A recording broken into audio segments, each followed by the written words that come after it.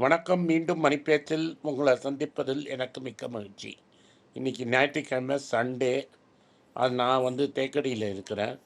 இங்கே ஸ்டூடியோவில் ஜாலியாக இருக்கிறான் விஷ்ணு. ஸோ விஷ்ணு கேள்வி கேட்பான், நான் பதில் சொல்கிறேன். வணக்கம் சார், எல்லாருக்கும் வணக்கம். இன்னொரு ரிமைண்டர், இந்த வீடியோ நாங்கள் ஃப்ரைடே எடுத்துகிட்ருக்கோம். ஒரு போஸ்ட் ஆஃப்டர்நூன் எடுத்துகிட்ருக்கோம், போஸ்ட் லஞ்ச். அதனால் நாட்கோ ரிசல்ட் என்னாச்சு அப்படிங்கிறத சார் திங்கக்கிழமை தான் சொல்லுவார். இன்றைக்கி இருக்காது, அதை நான் இப்போயே சொல்லிடுறேன். சார், முதல்ல இந்த வாரத்தில் முக்கியமாக நடந்தது திரு என் சந்திரசேகரன் டாடா சன்ஸ், அதாவது டாடா குரூப் சேர்மன்லேருந்து விலகினது, ரிசைன் பண்ணது. இதை பற்றி நீங்கள் என்ன நினைக்கிறீங்கன்றதை ஃபஸ்ட்டு ஷார்ட்டாக சொல்லிவிடுங்க சார்.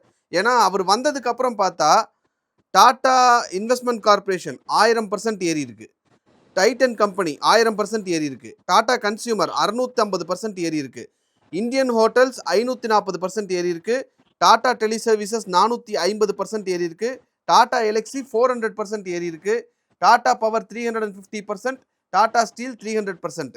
இவர் சேர்மனாக பொறுப்பேற்றதுக்கு அப்புறமா ஆஸ் அ ஷேர் ஹோல்டராக இதை நான் பார்க்கும்போது எனக்கு அவர் நல்லா தானே பர்ஃபார்ம் பண்ணியிருக்கார் அப்படிங்கிற ஒரு தாட் இருக்குது. இதுதான் பார்க்கக்கூடிய நேயர்களுக்கும் இருக்கும் அப்படின்ற ஒரு தாட்டில் இந்த கேள்வி உங்ககிட்ட நான் முன்னாடி வைக்கிறேன்.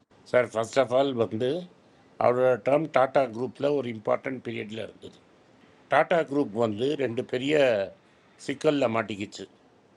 ஒன்று கோரஸ் வாங்கினது, இன்னொன்று இந்தியன் ஹோட்டலில் பல ஃபாரின் ஹோட்டல்ஸை வாங்கிட்டாங்க. ஜேஎல்ஆரோட டெட்டை ஃபுல்லாக முடிக்காமல் இருந்தாங்க. பட் இதில் சிக்கல்ங்கிறது இந்தியன் ஹோட்டல்ஸில் ஓரியன்ட் எக்ஸ்பிரஸ்ங்கிற ஒரு ஹோட்டலை வாங்கினதும், நியூயார்க்கில் ஒரு ஹோட்டலை வாங்கினதும், கோரஸை வாங்கினதும் ஒரு பெரிய சிக்கலில் இருந்து 10 வருஷம் ஸ்ட்ரகிள் பண்ணப்புறம் தான் இவர் வந்தார். இந்த 10 வருஷம் ஸ்ட்ரகிளில் சந்திரசேகர் லீடர்ஷிப்பில் சம்பாதிச்ச பணத்தை வச்சு டாடா ஸ்டீலை வெளில கொண்டு வந்தாங்க. இந்தியன் ஹோட்டலை கம்ப்ளீட்டாக ப்ராப்ளம் இல்லாமல் வெளில கொண்டு வந்துட்டாங்க. டாடா மோட்டார்ஸையும் பெருசாக சால்வ் பண்ணிட்டாங்க ப்ராப்ளம்லாம். கம்பெனியை ரெண்டாக பிரிச்சுட்டாங்க. So it's a landmark period. இவர் வந்த சமயத்துக்குள்ளே மோஸ்ட் ஆஃப் இட் சரியாக போகிற ஸ்டேஜுக்கு வந்தது. இவர் கம்ப்ளீட்டாக அதை டேர்ன் அரவுண்டை இம்ப்ளிமெண்ட் பண்ணிட்டார் ரத்தன் டாட்டாவோட லீடர்ஷிப்பில். எல்லா ஷேர் ஹோல்டர்ஸுக்கும் இவரோட பீரியட் ஒரு கோல்டன் பீரியட். அவர் எப்போதுமே ஒரு முதலாளி போய் இன்னொரு முதலாளி வந்தாங்கன்னா, ஒரு ஜெனரேஷன் ஆஃப் முதலாளி போய் அடுத்த முதலாளி வந்தாங்கன்னா, எங்கள் அண்ணனுக்கு பிடிச்ச ஆட்கள் எனக்கு பிடிக்கணும்னு அவசியம் கிடையாது. But between Noel Tata and Ratan Tata 17 வயசு வித்தியாசம்.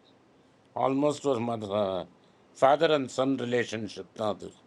ஸோ நியோல் டாட்டா இத்தனை நாள் விங்ஸில் இருந்தார். அவர் வோல்டாஸ், டாடா இன்டர்நேஷ்னல், ட்ரெண்ட் அண்ட் டைட்டனில் ஒர்க் பண்ணியிருக்கார். அவர் விங்ஸில் வெயிட் பண்ணிட்டு இருந்திருக்கார் இத்தனை நாள். ஸோ அவருக்கு அவரோட ஸ்டாம்பை விடணும் அப்படிங்கிற ஒரு இன்ட்ரெஸ்ட் இருந்தது. அதில் அவர் அசர்ட் பண்ணிகிட்ருக்கார். அவர் ஹி ஹஸ் அசர்டட் ஹிம்செல்ஃப். இதில் லாஸ்ட் டைமே அது அப்ரூவ் ஆகிருக்கும். இவர் சில கண்டிஷன்ஸ் வச்சார். 3 வருஷத்துக்கு நான் அப்ரூவல் தரேன், 2030 வரைக்கும் இவர் இருக்கட்டும், 2032 வரைக்கும் வேண்டாம், 2030 வரைக்கும் இருக்கட்டும், இவருக்கு அடியில் ஒரு அண்டர்ஸ்டடி போடுங்க, தட் இஸ் டெப்டி எம்டி ஒருத்தரை போடுங்க. இது மாதிரி பல கண்டிஷன்ஸ் அவர் வச்சார். அந்த போர்டு மீட்டிங் இன்க்ளூசிவாக போயிடுச்சு. அதை தான் இவரும் சொல்கிறாரு, சந்திரசேகரும் சொல்கிறாரு. ஸோ பட் ஆனால் த ஃபைனல் திங் இஸ், எனக்கு ஒரு சின்ன வயசில் ஒரு கதை தெரியும். இந்த கதை எப்படின்னா, ஹென்ரி ஃபோர்ட்னு ஒருத்தர் தான், நாட் தி ஒரிஜினல். அவனோட பேரன் ஒருத்தர் தான், ஹென்ரி ஃபோர்ட் த செகண்டுன்னு. அவனுக்கு லியோ யோகாக்கான்னு ஒரு ப்ரில்லியன்ட் மேனேஜர் இருந்தான், வெரி ப்ரில்லியன்ட் மேனேஜர். ஃபோர்ட் முஸ்தாங்குங்கிற வண்டியை பண்ணவன். ஒரு நாளைக்கு 2 பேருக்கும் டிஸ்பியூட் வந்துருச்சு. லியோ யோகாக்கா என்ன சொன்னான், I should be the president of Ford motor கம்பெனின்னா. ஓகே. ஸோ அவன் வெளில வந்தாங்க. வெளில வந்துட்டு ஹென்ரி ஃபோர்டு பில்டிங்கை திரும்பி பாருன்னா. பில்டிங்கை பார்த்தான். பேர் என்னடா கம்பெனிலன்னு கேட்டான். த ஃபோர்ட் மோட்டார் கம்பெனின்னு இருந்தது. என்ன இருந்தது? தி ஃபோர்ட் மோட்டார் கம்பெனின்னு. அதே மாதிரி இந்த கம்பெனியில் என்ன பேர் இருக்குதுன்னு நம்மளுக்கு தெரியணும். நியோலோட லாஸ்ட் நேம் என்னன்னு உனக்கு தெரியணும். ஓகே. அதே மாதிரி அது தெரிஞ்சிருக்கணும் உங்களுக்கு. நியோலுக்கு 2 விஷயம் இருக்கும். அவங்க அப்பாவுக்கும் வாய்ப்பு கிடைக்கல, ஜேஆர்டி தான் ஃபுல்லாக இருந்துட்டார். அவங்க அம்மா ஆரம்பித்த கம்பெனியை ரத்தன் டாட்டா விற்றுட்டாரு. ம் பிளாக்மேங்கிற கம்பெனியை விற்றுட்டாரு. ம் ம் ம் அம்மா அப்படிங்கிற பிராண்டை மேனேஜ் பண்ணிட்டு இருந்ததையும் விற்றுட்டாரு. ஃப்ரம் ஸ்க்ராட்ச் ஒரு ட்ரெண்ட் பில்டு பண்ணியிருக்காரு. ம் ஸோ 68 வயசு வரைக்கும் வெயிட் பண்ண அப்புறம் தான் அவருக்கு வாய்ப்பு கிடச்சிருக்கு. Right sir. So he has a right to stamp the he has a vision for Tatas. ம் அவங்களோட முன்னோர்கள் கம்பெனியில் எப்படி நடத்துகிறோன்னு அவருக்கு ஒரு ஐடியா இருக்கும். ம் அந்த ஐடியா படி தான் அவர் போவாரே தவிர சென்டிமெண்ட்டுக்கு வெளியில் வேலை இல்லை. ம் ம் நீங்கள் அப்படி பார்த்தா trend has produce better result in other Tata companies. So இது ஒரு ஜென்ரேஷனல் கேப்பும் இருக்குன்னு புரிஞ்சுக்கலாம். இவங்க 2 பேருக்கும் ஆல்மோஸ்ட் சேம் ஏஜ். ஓகே. என் அண்ணன் என்னை அண்ணன் எனக்கு சப்போர்ட் பண்ணாமல் சந்திரசேகரை சப்போர்ட் பண்ணான்னு இவர் நினைக்கலாம். Okay okay okay. ஸோ இப்போ ரத்தன் டாட்டா இல்லை. ம் சந்திரசேகர் ரத்தன் டாட்டாவோட ஆள். ம் நியோல் டாட்டாக்கும் அவருக்கும் ஒத்து போகலன்னா the king is dead, long live the king தான். Okay sir, done. அதனால உங்களுக்கு யாருக்காவது இந்த ஷேர்ஸ் பிடிக்கல, ம் நிறைய பேருக்கு இது பிடிக்காம போகலாம். ம் நியோல் டாட்டா மேலே நம்பிக்கை இல்லைன்னா இந்த ஷேர்ஸை விற்றுட்டு போகிறதுக்கு இது நல்ல டைம். ஒரு ஷேரை எப்போ நான் எக்ஸிட் பண்ணுறதுன்னு நான் பல வருஷமாக கேட்டிருக்கேன் சார். இன்னைக்கு தான் நீங்கள் வந்து ஷேரை விற்கிறதுக்கான இது சொல்கிறீங்க. நாங்கள் ப்ராஃபிட்டை புக் பண்ணட்டுமான்னு எத்தனை தடவை கேட்டிருக்கோம் உங்ககிட்ட. இதுதான் நான் எக்ஸாம்பிள் கரெக்டாக சொல்லணும்ல. ம் ம் ம் உங்களுக்கு நியோல் டாட்டா மேலே நம்பிக்கை இல்லைன்னா ம் விற்றுட்டு போகிறதுக்கு இது கரெக்ட் டைம்னு சொல்கிறேன். Okay sir, okay. சார், அடுத்தது வந்து நீங்கள் டாடா மோட்டார்ஸ் பற்றி சொல்லும்போது, டாடா மோட்டார்ஸ் கன்சிடர் பண்ணும்போது ஒரு கமர்ஷியல் வெஹிக்கிள் கன்சிடர் பண்ணால், ஒரு பேசஞ்சர் வெஹிக்கிள் கன்சிடர் பண்ணுங்கன்னு சொன்னீங்க. அந்த ஸ்பிளிட்டு வந்ததுக்கப்புறம் பார்த்தீங்கன்னா, கமர்ஷியல் வெஹிக்கிள் அரௌண்ட் 300% இன்க்ரீஸ் ஆயிருக்கு. பேசஞ்சர் வெஹிக்கிள் 25% தான் இன்க்ரீஸ் ஆயிருக்கு. ஒன்றும் பெரிய டிஃப்ரென்ஸ் இல்லை. அதாவது நான் சொல்கிற நம்பர்ஸ் கூட தப்பாக இருக்கலாம். ஆனால் இந்த டிஃப்ரென்ஸுங்கிறது கமர்ஷியல் வெஹிக்கிளுக்கும் பேசஞ்சர் வெஹிக்கிளுக்கும் ரொம்ப அதிகமாக இருக்குது. அப்போது இன்னும் இவாக்கோ உள்ளேயே வரல, அதுவும் ஃபேக்டரின்னு ஆகும்போது எனக்கு கமர்ஷியல் வெஹிக்கிள் தான் ரொம்ப ஃபாஸ்ட்டாக க்ரோ ஆகிற மாதிரி தெரியுதே சார். இப்போதைக்கு Tata commercial dead free company. ம் இவாக்கோ வாங்கினா 4000 கோடி கடன் ஏறும். 4000 இல்லை, 40,000 கோடி கடன் ஏறும். ஓகே. அப்போ டாடா மோட்டார் கமர்ஷியல் வெஹிக்கிள் எப்படி பர்ஃபார்ம் பண்ணுறதுன்னு நீங்கள் என்கிட்ட வந்து சொல்லுங்கள். அதனால தான் நீங்கள் இது ஒன்று அது ஒன்றுன்னு மேனேஜ் பண்ணுறதா சார்? எனக்கு தெரியாது. இப்போ இது கடன் வாங்காமல் பெனிஃபிட் இருக்கு. ஆ 40,000 கோடி கடன் வாங்கின அப்புறம் என்ன பாரு. Okay sir, ton. சார், அடுத்தது வந்து எஃப்ஐஐஸ் வந்து ஃபர்ஸ்ட் டைம் மறுபடியும் உள்ளே வர ஆரம்பிச்சிருக்காங்க. ஒரு 3350 கோடி ரூபாய் ஜூலையில் உள்ள மார்க்கெட்டுக்குள்ளே போட்டிருக்காங்க. இது ஒன்று. ரெண்டாவது, பெர்க்ஷயர் ஹாத்வே 14 குவார்ட்டராக விற்றுக்கிட்டே இருந்தவங்க $20 பில்லியன் ஸ்டாக்கை வாங்கியிருக்காங்க. நீங்கள் ரொம்ப வருஷமாக ஒரு விஷயம் சொன்னீங்க, Warren Buffett is sitting on the cash அப்படின்னு. இப்போ உள்ளே இறக்கியிருக்காங்க போல தெரியுதே சார். ஸோ இந்த வந்து ஒரு லஞ்ச் டைமாக நாங்களும் பார்க்கலாமா, இல்லை லஞ்ச் டைமை விட்டுட்டு ஐயோ பஸ்ஸை மிஸ் பண்ணிட்டோன்னு அப்புறம் வருத்தப்படுவோமா? இது அவனுக்கு டிஃபன் காஃபி ரேஞ்சில் வாங்காமல் இருந்தவன் இப்போ டிஃபன் காஃபி ரேஞ்சில் வாங்கியிருக்கிறான். ஓகே. இந்த $20 பில்லியன் $10 பில்லியன் கூகுளில் போட்டிருக்கான், ம் private placement. So real tiffin coffee range தான். Okay okay. அந்த அதர் சைடு நீங்கள் அடிக்கடி சொன்னது வந்து எஃப்ஐஐஸ் வித்துட்டு போயிட்டே இருக்கான் அப்படின்னு. இப்போ வர ஆரம்பிச்சிருக்காங்களே சார், ஜூலை மந்த் வந்திருக்காங்க ஒரு 3000 மாதம். அதில் கூட $1 பில்லியன் கூட போடல. 1 பில்லியனுங்கிறது 10,000 சார். எடுத்துன்னையும் 10,000 கோடி கொடு, 20,000 கோடி கொடுன்னு எப்படிங்க சார்? தூக்கிட்டு ஓடுனவங்க கொஞ்சம் கொஞ்சமாக கொடுக்குறாங்க. இதில் வந்து இப்போ நான் இன்னொன்று விஷயம் சொல்கிறேன். சொல்லுங்கள் சார். ஜூலை மாதத்தோட இந்த ரிசல்ட் வந்திருக்கு, trade deficit result. $32 billion trade deficit, வரலாறு காணாத அளவு. நம்ம 40 பில்லியன் கடன் வாங்கினதில் 70% ஒரே மாதத்தில் போயிடுச்சு. இந்த ட்ரேட் டெபிசிட்டில் சாஃப்ட்வேரையும் சேர்த்து போட்டிருக்கான்னு நினைக்கிறேன். ஸோ கரண்ட் அக்கௌண்ட் டெபிசிட் இப்போ போகுது. சர்க்கரையோட விலை 7 வருஷம் ஹையில் போயிருக்கு.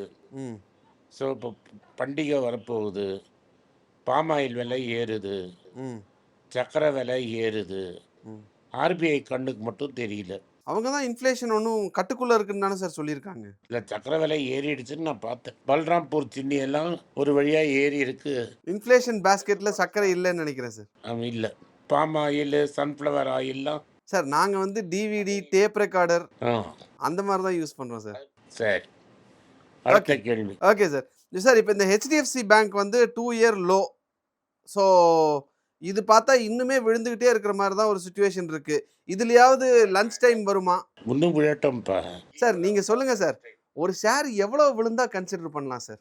இருக்கிற இப்போ இடத்துல இது இருந்து. புக் வேல்யூ வந்துருச்சுன்னா டெஃபினட்டா it's 2 times book 2 times book தான். 1.9 டைம்ஸ் புக் இருக்கு. இன்னொரு 50% விழுந்தா லஞ்ச் டைம். இன்னும் 50% விழணுங்களா சார்? 50% ஆமா, விழுந்தா எனக்கு பாதிக்கு தெரிஞ்சது பாதி. ரூ. 200 250 போயிடும்னு நினைக்கிறேன் சார். ஆமா சார், அவனால டெபாசிட் வாங்க முடியல, ம் மேனேஜ்மெண்ட்டை கண்ட்ரோல் பண்ண முடியல, ம் வாங்கின பில்டர் லோனும் வசூல் பண்ண முடியல. புக் வேல்யூவில் நான் வாங்கிச்சுன்னா நம்ம உள்ளே வரலாம். Okay sir. சார் இப்போ லாஸ்ட் வீக் வந்து ஃபார்மா பீஸும் ஐடி பீஸும் பார்த்தோம் சார். இந்த தடவை வந்து பீஸ் எஃப்எம்சிஜி பீஸ் அதுவுமே வந்து நிப்பான்ல இல்லை ஐசிஐசிஐ ப்ரூடென்ஷியல் நிஃப்டி எஃப்எம்சிஜி பீஸோட ஹோல்டிங்ஸ் எடுத்துகிட்டு வந்திருக்கேன் சார். அதை ஏன் எடுத்துகிட்டு வந்தேன் அப்படிங்கிறதுல ஒரு முக்கியமான விஷயம், இதில் கம்ப்ளீட்டாக எஃப்எம்சிஜி கம்பெனிஸ் இருக்குது. ஸோ குறிப்பிட்ட எஃப்எம்சிஜிஸ் போய் வாங்குறதுக்கு பதிலாக இப்படி பல்காக எஃப்எம்சிஜி பீஸ் கன்சிடர் நான் வாங்குற பண்ணிடலாம். ஒரே எஃப்எம்சிஜி வந்து ஐடிசி மட்டும்தான். அதில் ஹைலைட்டு சார், ஐடிசியில் 27% இவங்க போட்டிருக்காங்க. ரூ. 100 நான் வந்து இந்த எஃப்எம்சிஜி பீஸில் இன்வெஸ்ட் பண்ணுறேன் அப்படின்னா அதில் ரூ. 27 ஐடிசிக்கு போகுது. அதுதான் ஹையஸ்ட்டு. மற்றதெல்லாம் தண்டமாக இருக்குமே. இல்லை சார், இருக்குது சார். ஹெச்யூஎல் வந்து 18% போடுறாங்க சார். தண்டம். Nestle 11% sir. தண்டம். அப்புறம் டாடா கன்சியூமர் ப்ராடக்ட்ஸ் 7% சார். தண்டம். அப்புறம் டாடா கன்சியூமர் ப்ராடக்ட்ஸ் சார், நீங்கள் தனி ஷேராக பார்க்கும்போது அது காஸ்ட்லின்னு சொல்லுவீங்க, கரெக்ட்? அதனால சொல்கிறீங்களா? நம்ம இது எல்லாமே காஸ்ட். தண்டம்னா என்ன? ஹெச்ஏலும் நல்ல கம்பெனி தான், ஆ ரேட்டு தண்டம். ஓகே. நெஸ்லே பெஸ்ட் கம்பெனி இந்த வேர்ல்டு, ரேட்டு தண்டம். ஓகே டாடா கன்சூமர் ரேட்டு தண்டம். அப்புறம் ஓகே. And Britannia industries 6%.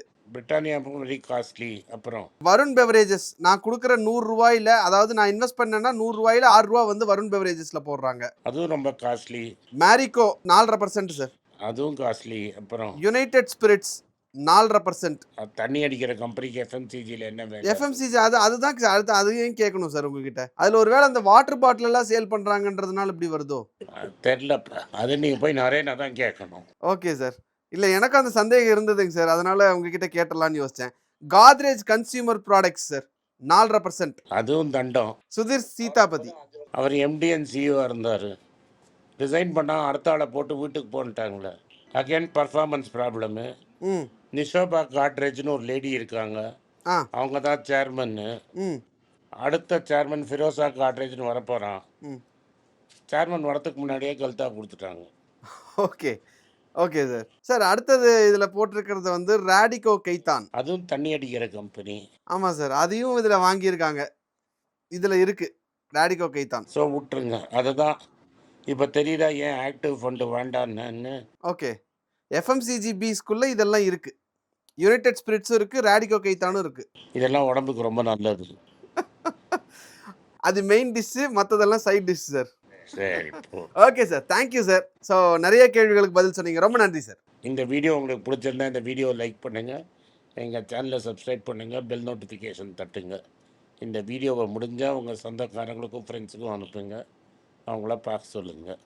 நன்றி, வணக்கம். எல்லாருக்கும் வணக்கம். குழந்தைங்களுக்காக ஃபைனான்ஷியல் லிட்ரஸி மணி ஃபார் நத்திங்னு 2வது பார்ட்டு. அண்ட் இதில் வந்து செக் எழுதுறது எப்படி, டெபாசிட் ஸ்லிப் எழுதுறது எப்படி, பணம் எப்படி வந்தது, பார்ட்டர்லேருந்து டிமானிட்டைசேஷன் வரைக்கும் எல்லாத்தையும் கவர் பண்ணியிருக்கோம். உங்கள் குழந்தைங்க அப் டு ஏஜ் 10-12க்கு ரொம்ப யூஸ்ஃபுல்லாக இருக்கும். இந்த புக் இப்போதைக்கு ஒரு ஸ்பெஷல் ப்ரைஸில் 450 ரூபாய்க்கு கொடுக்குறோம். இதை யூஸ் பண்ணிக்கோங்க. நன்றி, வணக்கம். moneypage.com வெப்சைட்டை சப்ஸ்கிரைப் பண்ணுங்கள். ஒரு வாரத்துக்கு 4 ப்ரீமியம் ஆர்டிக்கலும் ஃப்ரீ ஆர்டிகல்ஸ் ஒரு 10லேருந்து 15 நாங்கள் போடுறோம். இது சப்ஸ்கிரிப்ஷன் ஒரு மாதத்துக்கு 99 ரூபா தான். இங்கே சொல்கிற கான்செப்ட்ஸை கிரேட்டாக எக்ஸ்பேண்ட் பண்ணி போடுறோம். நீங்கள் படிச்சிங்கன்னா உங்களுக்கு யூஸ்ஃபுல்லாக இருக்கும். நன்றி, வணக்கம். வணக்கம்.